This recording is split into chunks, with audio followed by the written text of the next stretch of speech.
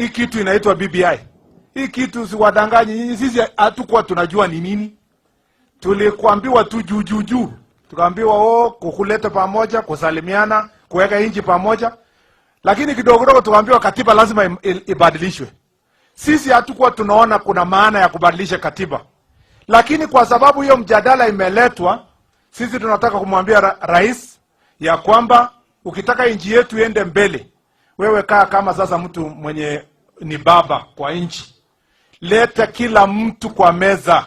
Wacha mtu ya mkokoteni, mtu ya wheelbarrow, mtu ya mama mboga na ule industrialist na wale matajiri wakutane kwa meza moja, wakubaliane ni nini aswa tunataka kubadilisha.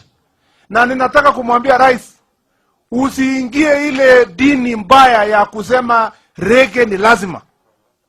Hakuna kitu lazima kwa Kenya. 2010 mimi nilikuwa kwa yes. Lakini huyu mzee wetu alikuwa anasema katiba kama si sasa, ni sasa hivi. Tukapitisha. Yeye alifikiria atakuwa president. Hata saa hii yeye sio sub chief, kwa sababu alifikiria ikipita haraka yeye ndio atakuwa huyo mkubwa. Sasa saa hii anasema rege lazima ipite saa hii, because anafikiria atakuwa huyo president, ata appoint prime minister. Mimi nimemwambia yeye juzi, chichunge.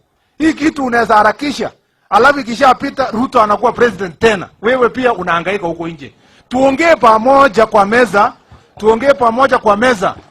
Kuhakikisha ya kwamba ile tunapitisha, hata kama ni adui yako atakuwa rais, utakuwa comfortable ukiwa nyumbani kwako, unasema mwenye yako huko sheria inanilinda hata kama mimi sio rais. Ama namna gani jameni?